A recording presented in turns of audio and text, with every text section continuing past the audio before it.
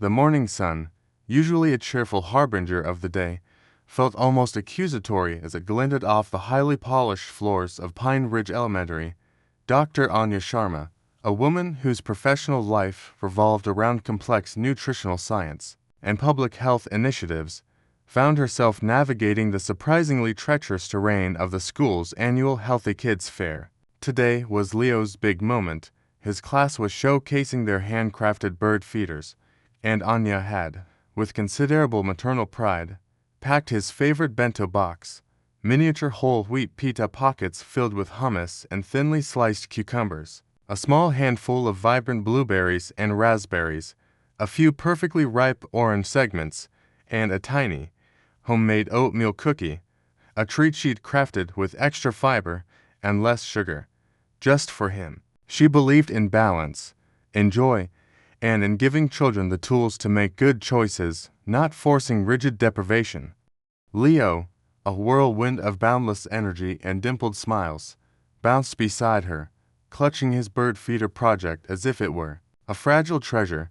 They were nearing the kindergarten display, a cacophony of excited young voices and colorful creations, when a shadow fell across them. Well, what do we have here? The voice, sharp and laced with an unmistakable air of self-importance, cut through the pleasant chatter. Anya turned to see Brenda Thorne, a parent she knew vaguely from PTA meetings, a woman known for her fervent, almost evangelical, adherence to every new health fad and her equally fervent condemnation of anything that didn't fit her narrow definition of wellness. Brenda, impeccably dressed in activewear that looked far too pristine for any actual activity, stood with arms crossed, her gaze fixed with an unerringly critical intensity on Leo's lunchbox, which he was innocently swinging by its handle. "Excuse me?" Anya asked, a polite smile fixed on her face, though a familiar knot of apprehension began to tighten in her stomach. She'd encountered Brenda's unsolicited advice before, on the perils of gluten, the evils of screen time, the superiority of raw veganism, but never had it been directed so overtly, so pointedly, at her child's personal belongings. Brenda, however, wasn't interested in niceties. Her eyes, magnified by stylish, oversized glasses, narrowed as she pointed a perfectly manicured finger. "That lunchbox. I can't help but notice what appears to be a cookie. And are those, dare I say, processed pita pockets?" Her tone dripped with disdain, as if Anya had just pulled a lit cigarette from a baby's mouth. Leo, sensing the shift in atmosphere, instinctively pressed closer to Anya's leg, his small hand gripping her skirt. Anya knelt down slightly, gently, placing a reassuring hand on his shoulder. "Leo's lunch is carefully prepared, Brenda. Everything in it is wholesome and provides him with the energy he needs for his day." She tried to keep her voice level, professional, the same calm tone she used when debunking health myths for a national audience. But Brenda wasn't listening. "Carefully prepared," she scoffed, taking a step closer, her voice rising slightly. "My son, Brayden, only eats organic, unprocessed, single-ingredient foods. He's never even seen a cookie. We adhere to a strict paleo-keto flexitarian approach. This," she gestured dismissively at the bento box, "looks like a recipe for sugar, crash and childhood obesity." As a concerned parent, and someone deeply invested in the health of all the children in this school, I think I have a right to inspect it. Her words hung in the air, audacious and utterly shocking. Inspect it. Anya's mind reeled.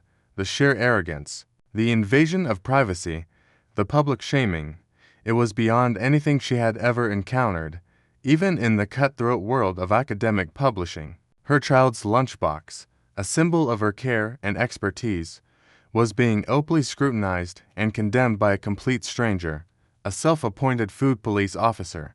A flicker of anger, hot and sharp, flared within her, threatening to breach her carefully constructed professional composure.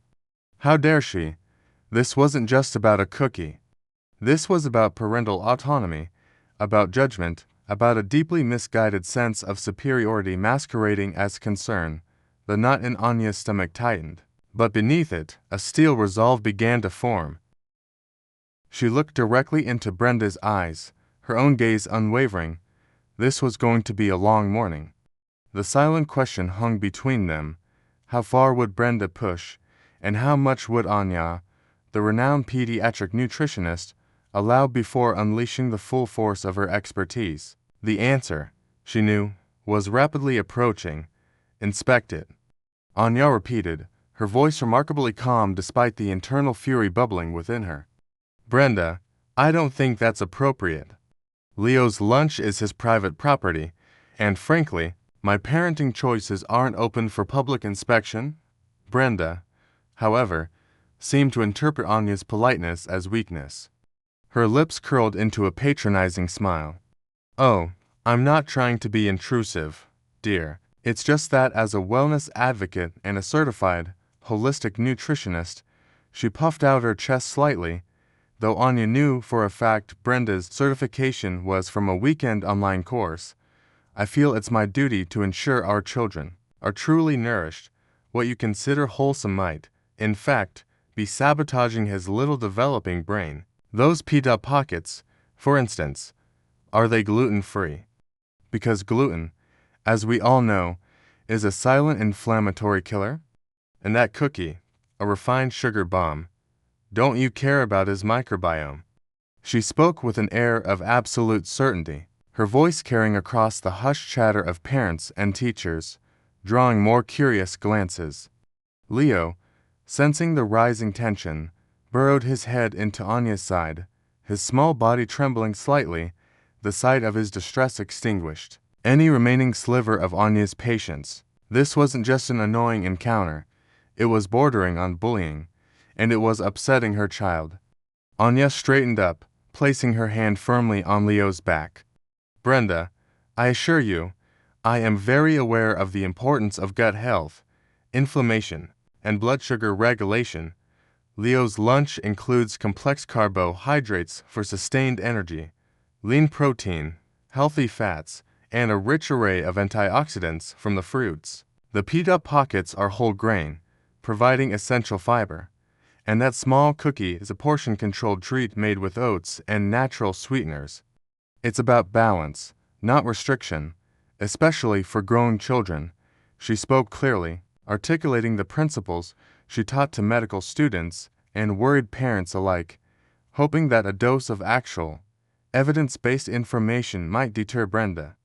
But Brenda merely waved a dismissive hand. Oh, balance, that's what big food wants you to believe, sweetie. You probably think those whole grains are good for you.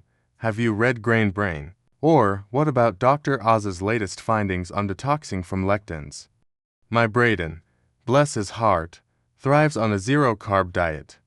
He's never had a cold since we eliminated all grains, dairy, and anything that isn't ethically sourced raw vegetables. Children today are practically being poisoned by the school system and misinformed parents who don't understand the dangers of mainstream nutrition. Her voice had risen to a theatrical pitch, drawing even more attention. A few parents, unfamiliar with Anya, nodded along, clearly impressed by Brenda's confident, though entirely misguided pronouncements. Others exchanged uneasy glances, recognizing Brenda's familiar brand of self-righteousness. Anya felt a surge of professional indignation. Brenda was not just misinformed. She was actively spreading harmful misinformation, potentially confusing other parents and fostering unnecessary fear around perfectly healthy foods. She took a deep breath, fighting the urge to unleash a detailed scientific rebuttal that would likely go over Brenda's head and simply make Anya seem defensive. Brenda, she said, her voice now edged with a quiet authority that cut through Brenda's bluster, nutrition is a complex science, not a collection of fads.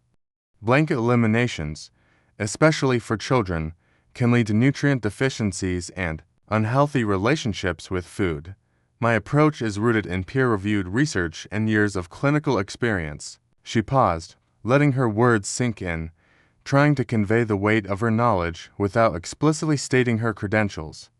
It was an olive branch, an attempt to give Brenda an out, to retreat gracefully. But Brenda, blinded by her own self-importance, trampled all over it. Oh, clinical experience. She sneered, her eyes raking over Anya's simple, practical outfit. Are you a doctor? A dietitian? Because honestly, you don't look like you understand the cutting-edge nutritional protocols that are revolutionizing health. You probably just follow the outdated USDA food pyramid. My child's health, and the health of all these precious children, is too important to be left to guesswork or outdated advice? Now, are you going to let me see what truly unhealthy items you're feeding that poor boy, or do I need to speak to the principal about your lack of cooperation regarding school health standards? Brenda stepped forward, her hand actually reaching out towards Leo's lunchbox. This was no longer a conversation. It was an open challenge, a direct assault on Anya's child and her integrity as a parent. The air crackled with tension. Anya's eyes met Brenda's, a silent battle of wills. Leo whimpered softly beside her. Anya knew, with absolute certainty, that the time for subtle hints and polite diplomacy was over. Brenda had crossed a line that could not be uncrossed. It was time for the truth to come out, no matter how uncomfortable it might be for Brenda. Brenda's hand was now hovering mere inches from Leo's lunchbox, her eyes blazing with self-righteous fervor, completely oblivious to the sudden, profound stillness that had fallen over Anya. The pleasant hum of the school fair had faded into a tense, expectant silence as more parents and even a few teachers paused, drawn by the escalating confrontation. Leo, sensing the imminent intrusion, let out a tiny, frightened whimper, burying his face deeper into Anya's side. That whimper was the precise, defining moment. It was the hairline crack that shattered Anya's carefully maintained composure, not into anger, but into a chilling, laser-focused resolve. Brenda's misguided crusade had now directly caused distress to her child. Anya's voice, when it came, was not loud, but it cut through the air with an authority that made Brenda's reaching hand freeze midair. Brenda, Anya began, her tone measured, each word articulated with deliberate precision. You are correct. I am a doctor, and yes, I am a nutritionist. But not just any nutritionist. My work involves understanding the intricate science behind children's health and nutrition at a far deeper level than weekend online courses or trendy diet books. Brenda's eyes, which had been fixed on the lunchbox, now snapped up to meet Anya's. A flicker of confusion, then dismissive skepticism, crossed her face. Oh, really? And what kind of doctor exactly?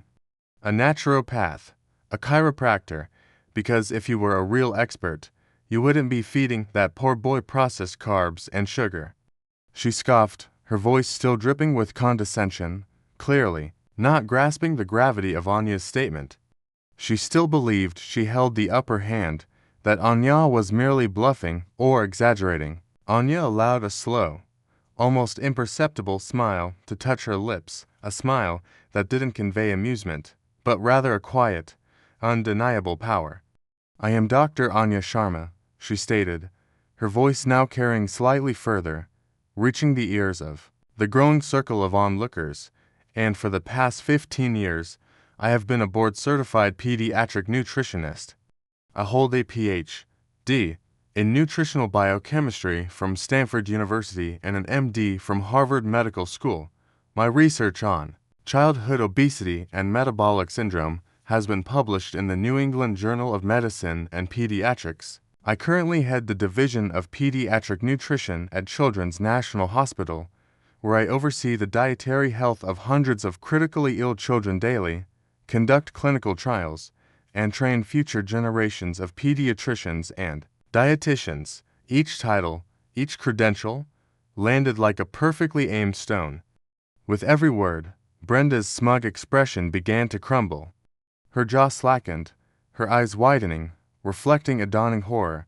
The color drained from her face, leaving her a pale, ghastly white. The confident smirk that had been plastered on her face just moments before had completely vanished, replaced by an expression of utter, mortified disbelief.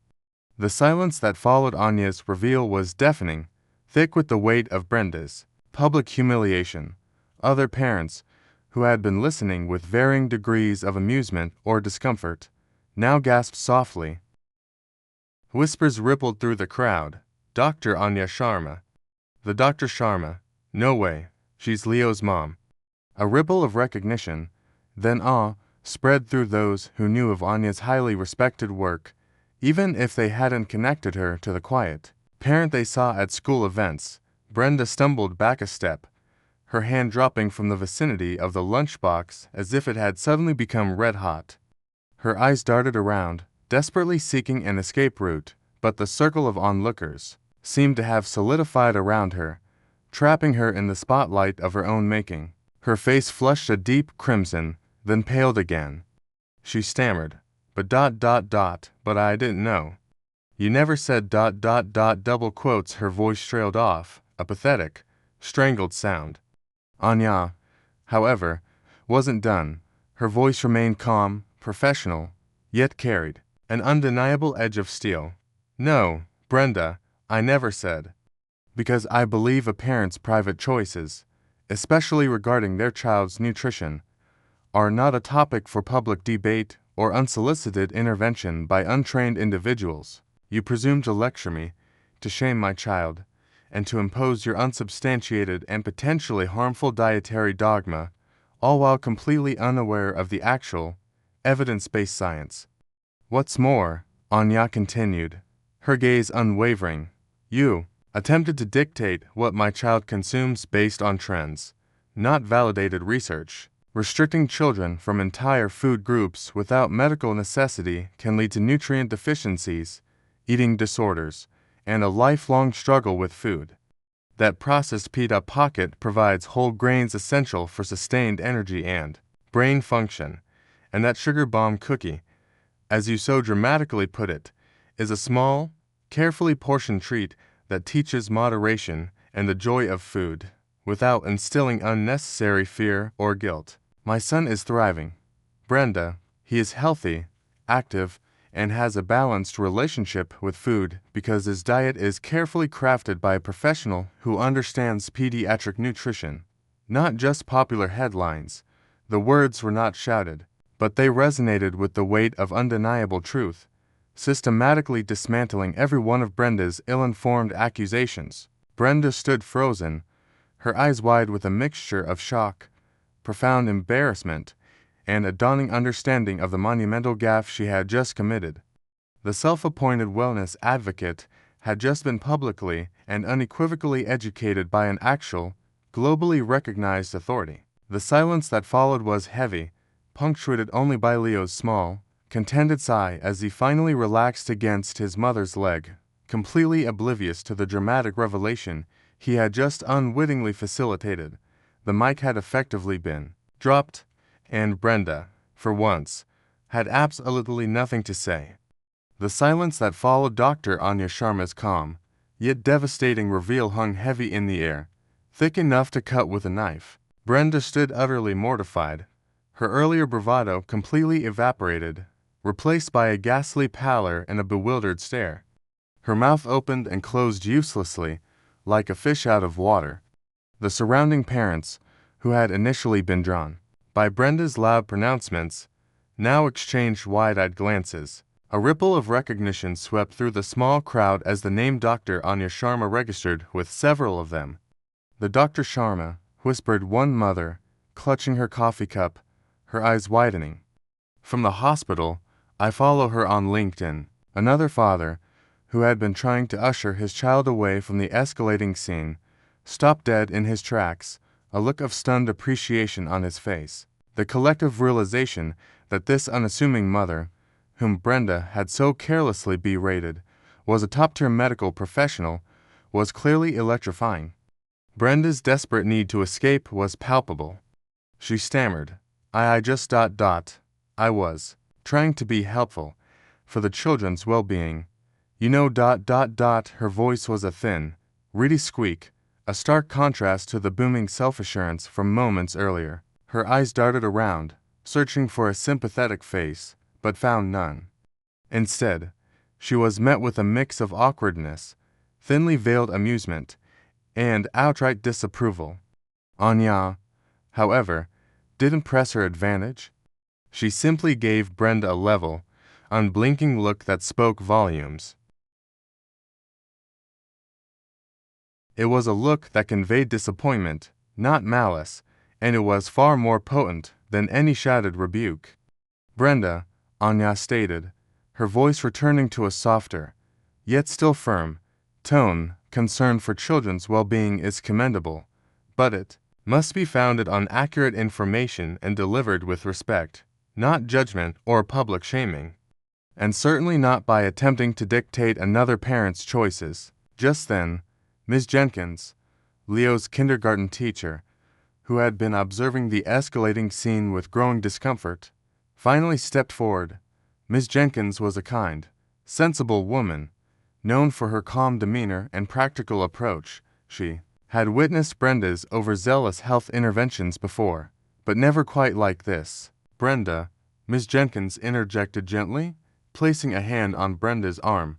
Perhaps it's best we discuss any concerns about school health policies with the administration directly, rather than here at the fair. Dr. Sharma, it's wonderful to see you. Leo's bird feeder is truly magnificent. Her subtle intervention provided Brenda with a much-needed lifeline, a chance to retreat without complete annihilation. Brenda, red-faced and visibly trembling, mumbled something incoherent about needing to check on Brayden, practically bolted from the scene, her immaculate active were a blur as she disappeared into the crowd, leaving a palpable vacuum in her wake. The tension, which had been stretched taut, suddenly snapped, and the normal hum of the school fair slowly began to resume, though punctuated by murmurs and knowing glances in Anya's direction. As Brenda vanished, several parents immediately approached Anya, their faces a mix of apologies and admiration. Dr. Sharma, I am so sorry you had to go through that, a mother named Sarah said, her voice genuinely concerned. Brenda can be a bit much. We've all been on the receiving end of her lectures. Another father chimed in. Seriously, Dr. Sharma. Wow, my sister is a resident at Children's National and talks about your research all the time. She said your work on early childhood nutrition is groundbreaking. Anya offered a small, weary smile. Thank you, she replied, genuinely touched by their support. It's just important for parents to feel confident in their choices and for information to be accurate. She reassured Leo, who was now peeking out from behind her, that everything was okay, ruffling his hair. Her calm and composed demeanor throughout the ordeal solidified her image in the eyes of the other parents. She hadn't yelled. She hadn't insulted. She had simply stated facts with undeniable authority. This was not a parent merely winning an argument. This was an expert gracefully correcting misinformation. Over the next few days, the Brenda incident became the talk of the school community, whispered about in hushed tones at pickup lines and group chats. The general consensus was overwhelmingly in Anya's favor. Many parents shared their own stories of Brenda's unsolicited advice or judgmental comments, and the public dressing down she received from an actual expert was seen by some as long overdue. Anya, for her part, received several private messages from parents asking for advice on their children's diets, grateful for her balanced perspective. The school administration, too, took notice. A few days later, Anya received a polite but urgent call from Principal Thompson, who had heard about the incident. Dr. Sharma, the principal began, I'm so sorry you had that experience.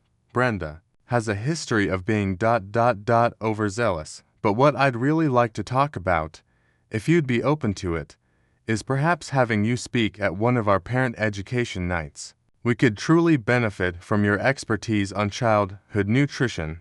Anya smiled.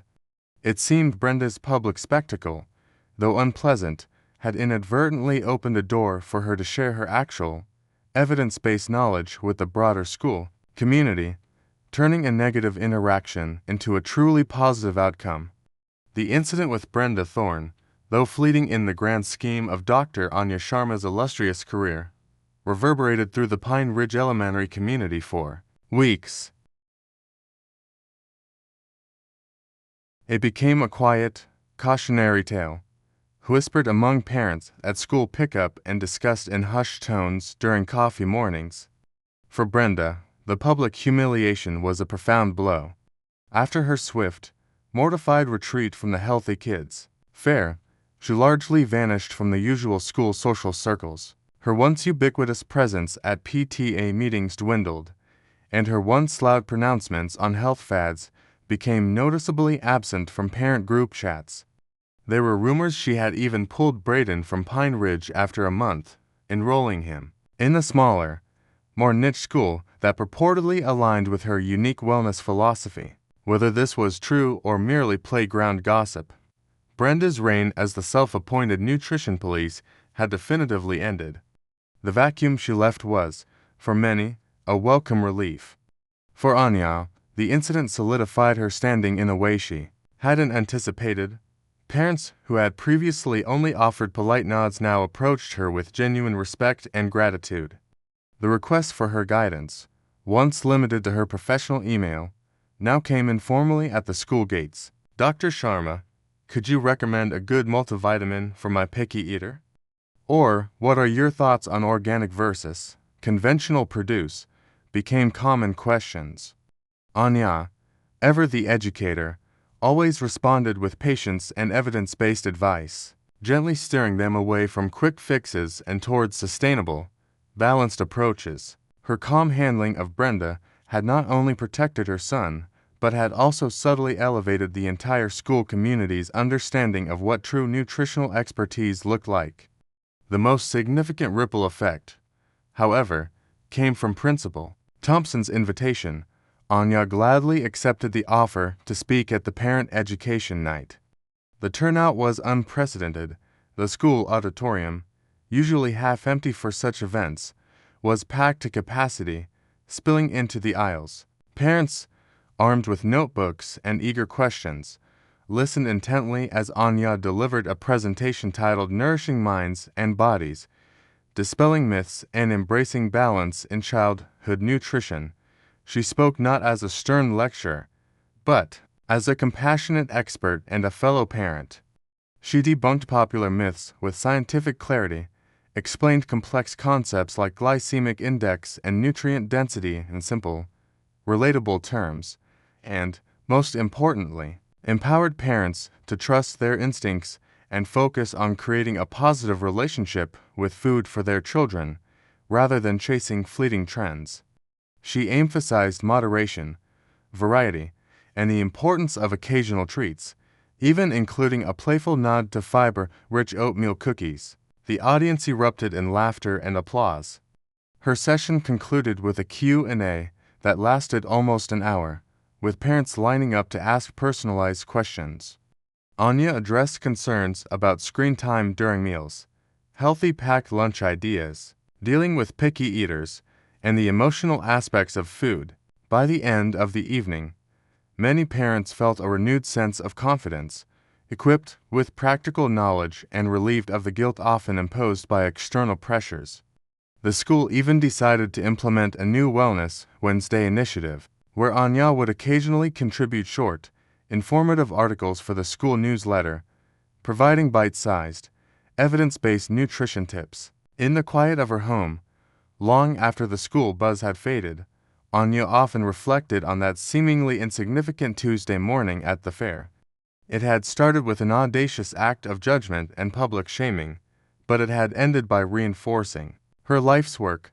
She looked at Leo, happily munching on an apple, completely oblivious to the public skirmish that had been fought over his bento box. He was a picture of health and contentment, a living testament to her philosophy. The incident had served as a stark reminder that misinformation, even when well-intentioned, could be damaging, and that true expertise carried a quiet, undeniable power. It wasn't about winning an argument or humiliating someone, but about steadfastly standing for truth, for science, and most importantly, for the well-being and privacy of her child. The Karen incident had been unpleasant. Yes, but it had also been a profound affirmation of her path, transforming a moment of public intrusion into a lasting positive impact on her family and her community. And sometimes, the most unexpected confrontations lead to the most meaningful changes.